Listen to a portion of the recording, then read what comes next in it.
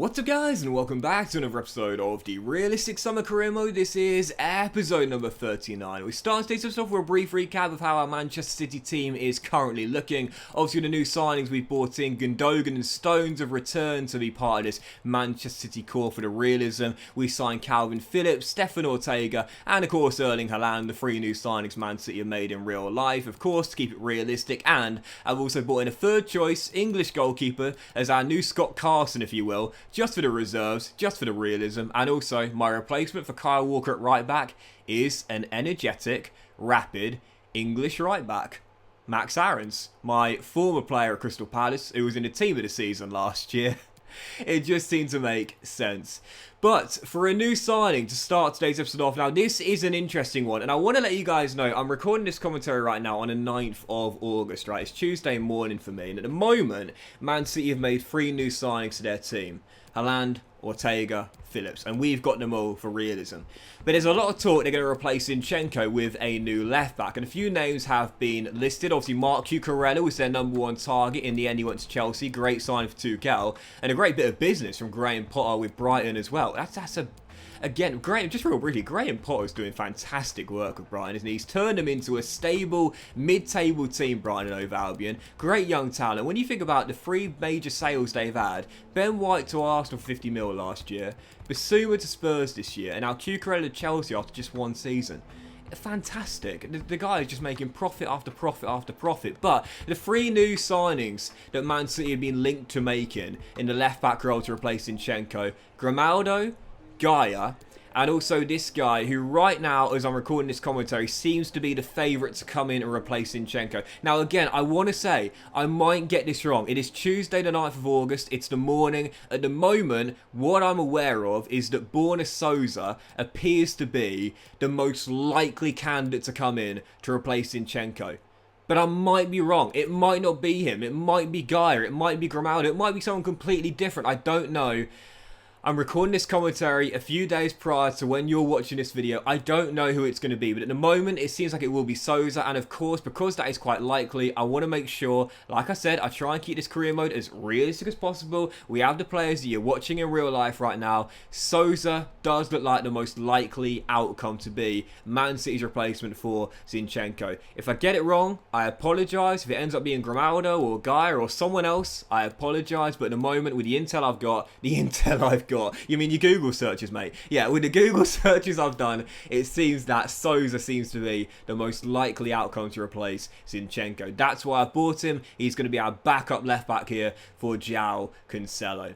So, as you can see, we had a couple of bids here. We turned a couple down. One for Rodri from PSG. Obviously, he's staying here. I bloody love Rodri, as you guys know. But also, Lavia wanted by Utrecht. I don't know if I can get him Southampton, but this was an interesting one. I mulled over this for a bit of time, but I thought, yeah, go on then. Go on then. Now, I said I was going to sell Sergio Busquets, and as I mentioned, I really wanted to give him back to Barcelona. I really wanted to give the legend of Barcelona back to a legend of Barcelona in Xavi. But Xavi didn't want him. When I brought back Gundogan in the last episode, Xavi didn't want Sergio Busquets. So I can't get him back to Barcelona, unfortunately. And I was thinking, well, I don't know where to sell him then. I don't know realistically where I could put him. But I didn't mind this, to be fair, going to Arsenal. We sold him to Arsenal. You've got to remember now, Sergio Busquets is not the player he used to be now. He's in his mid-30s. He's declined quite rapidly. He's in the twilight of his career. I could see him finishing under Mikel Arteta. Both Mikel Arteta and Busquets came through the Barcelona Academy. Both La Masia graduates. I could see him under Arteta, I really could. You know, in the final years of his contract, the final couple of years, I could see him at 2 places actually in the Premier League. Well, under Guardiola at Man City, but of course Guardiola's gone now, so I'm going to let him go as well. But also either at Chelsea or Arsenal. I could just see it. Don't ask me why. I could just see it, especially under Mikel Arteta as well. One Spanish midfielder, product of the La Masia Academy, playing under another one. I could just see that. So we sold him to Arsenal. I didn't think that was beyond the realms of possibility, and he's off to the Emirates Stadium. But for the first game of the brand new season, this was it. Blue Moon sung out at the Etihad Stadium at full voice from the fans. A new era begins today at the Etihad Stadium. Manchester City versus Brendan Rodgers' Leicester City, who last year won the EFL Cup, knocking out Man City in the process to get there. Well, now I'm in charge. things are going to be different. I've brought in my new signings for the new season. 2 of them would make their debuts, and Max Aarons at right back and Haaland up top as well. And I've got to be honest, I was a little bit nervous for this game here heading into it. We had the first chance, a good save by Areola, kept it at 0-0. Then Edison on the other end made a good stop. But 24 minutes in, our first chance falling to Bernardo Silva, who gives us the opener, and we take the lead at the Etihad Stadium. The board said to me this season, you got to win the domestic double. They replaced Guardiola after 2 trophyless seasons. You don't get the same luxury Pep gets as having another year to make up for it. You got to win both the FA Cup and the Premier League in your first season, otherwise you are gone. Well, perfect start to the season. 1-0 up on Leicester City. Bernardo Silva with the goal. And then 38 minutes in as Jack Grealish goes down the right. Couple of great skill moves from the former Aston Villa man. Rolls it into the middle. And who's there to convert from 8 yards out? Odds on him being the top scorer this year, both in real life and in the save. Yeah, I think bookies know he'll be one of the favourites, no doubt about that. I've said it before and I'll say it again from his time at Mulder. RB Salzburg and Borussia Dortmund, the guy is a pure goal scorer with basically no weakness. A physical specimen and has the chance to become one of the greatest strikers of our generation. Erling Haaland makes it 2-0. First goal on his Man City Premier League debut, just like in real life. There was no Community Shield this season in the save for us for him to miss a chance. No, this is his first proper game. He scored on his debut in the Premier League, just like in real life last weekend at the London Stadium too. Bernardo Silva bags his brace, makes it 3, and with 10 minutes to go, basically controlling the game at this point, just trying to see it out and keep the clean sheet as well. Max Aarons finds Haaland, and away he goes. Erling Haaland's pace, and you know, I talked about this before, is just ridiculous. I mean, for a guy that's 6'4", with the build he has, the strength he's got as well, and I mentioned as well, it's not just the pace, it's the acceleration, it's the burst of pace this guy's got. You know, for the goal he scored against West Ham last weekend, not the penalty, but the through ball to KDB. You know, I don't know how teams, you know, with not elite back lines could get away with playing at a high line against Erling Haaland. I don't know, like if they've got elite defenders then maybe, but for the most part most teams don't have an elite back line.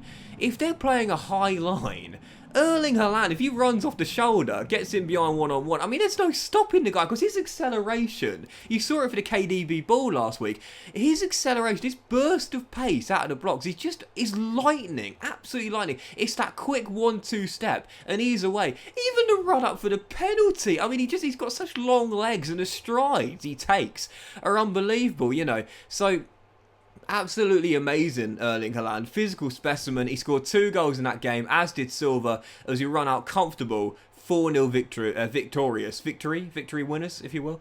4-0 winners, victorious on the opening day, and it's the perfect start at the Etihad Stadium. Clean sheet for Max Aarons in our back line, and 2 for Erling Haaland as well. Yep, Lord knows, we got a lot of pressure on our shoulders after back-to-back trophyless years and 2 seasons without European football at the Etihad Stadium. I've got to bring success back to Manchester City. It's been the perfect start. And also you would have seen there, pre-game for our second one today away at Goodison Park against Frank Lampard's Toffees. Bid for Gabriel Jesus. Who was it? Tottenham Hotspur. Come on, come on. I want to send him to North London, but not that part of North London. Come on, game. Put a bid in from Arsenal so I can sell him there, just like we got Sterling to Chelsea. Anyway, second game of the season. First away day for me in charge of Manchester City, and at Goodison Park against Frank Lampard's Everton. The perfect start for our number 9. Erling Haaland, 3 goals in 2 games. It took him just 15 minutes to open the scoring in this one, and we take the lead against Frank Lampard's side. 1-0 up, perfect start, and Manchester City, when they want to be, can be absolutely relentless. We've seen over the past few years they've had some massive wins, some soul-crushing victories, some big defeats against smaller teams, and with Everton here away from home, I definitely felt it could be a bit of a challenge, but I also thought I could win big, and we were 2-0 up 25 minutes in. We bent in our second through João Cancelo. Now, of course, we're in number 7 for Manchester City. We go 2-0 up, and I thought, okay, keep my foot on the gas pedal. This could be a big scoreline. Unfortunately, I didn't. I don't know why, but I just kind of took my foot off the gas pedal and just started to conserve energy a little bit. I wish I didn't, because really, had I kept on attacking, I probably could have won this game by several more. We were still leading by 2, 68 minutes in, and passing out from the back with Edison. It was a really nice build-up, and Erling Haaland with 21 minutes to go. Doesn't claim the assist for this, but his trip, if you will, saw the ball deflect to Jack Grealish, and the former Aston Villa man with the perfect hair makes it 3-0, and we're absolutely cruising away from home in the northwest of England. So yeah, 3-0 up on the Toffees, job done. And again, I probably could have won this game by more had I been more attacking minded and a bit more aggressive as well. In the end, I wanted to keep hold of the clean sheet more than anything, but I lost that too. 15 minutes to go. This is why, and I said it a few times last season, this is why I never recommend just like conserving and containing against the AI, because they'll score, man. They'll almost definitely score if you don't kill the game off. We had 69% possession, and I was just trying to pass the ball around, and I'll say all the time, just attack, because at the end of the day, the AI, if they get one chance, they'll probably take it. They got one good one through Alexander Isak, and they did take it. I lost my clean sheet. I should have been more attack minded. 3-1 the final score though. We take the victory. It's back-to-back wins. Whilst we didn't get the clean sheet in that game, it is 7 goals in 2 games and back-to-back victories for Manchester City in the Premier League. Arsenal win the Premier League title and reclaim it. Well, it is the ideal start here in charge of Man City. So for the third and final game today, Rotherham United, New York Stadium, taking on the lower league Millers. Well, didn't expect this. 4 minutes in, and for the first time as Man City manager, I'm in an unprecedented situation.